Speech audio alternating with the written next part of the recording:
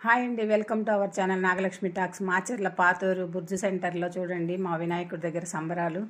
అందరూ లేడీస్ అంతా పార్టిసిపేట్ చేస్తున్నారు. చైర్స్ ఆట పెట్టారు, ప్రోగ్రాము అది కూడా గేమ్స్ పెట్టారు. ఈరోజు చక్కగా వచ్చారు అందరు చూడండి. చాలా బాగా లైటింగ్ అది వేసి బాగా చేస్తారండి మాకు మా ఇంటి దగ్గర మా బజార్లో. 42 సంవత్సరాలు అవుతుందండి ఇక్కడ బొమ్మ పెట్టి.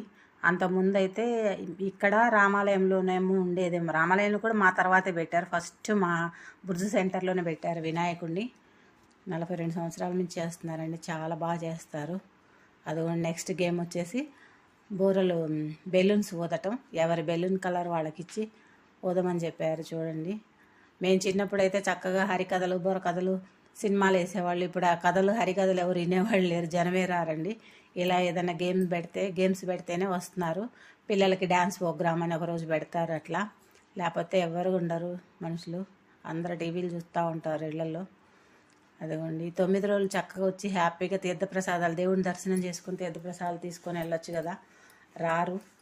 అదిగోండి చాలా బాగా చేస్తారండి. మాకైతే రోజు ప్రసాదాలు అందరూ పూజలు చేయించుకొని రకరకాల ప్రసాదాలు వండుకొస్తారు.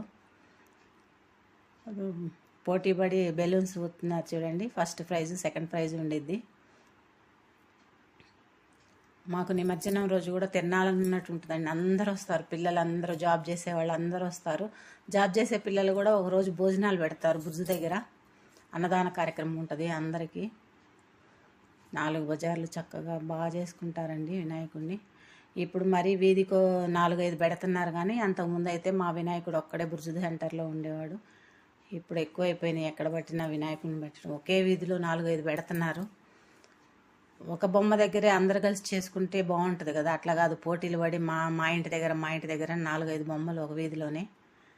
కానీ ఫస్ట్ పెట్టింది కాబట్టి ఎప్పటికీ పెడతానే ఉన్నారు. ఇప్పటి వరకు మానుకోలేదు. ఒక కరోనా టైంలోనే చేయలేదు, 1 సంవత్సరం అంతే. అప్పుడు పెట్టకూడదు అన్నారని. ఓకేనండి, చాలా బాగా చేస్తున్నారు చూడండి. అందరూ పార్టిసిపేట్. ఎవరు గెలవాలా అని హడావుడి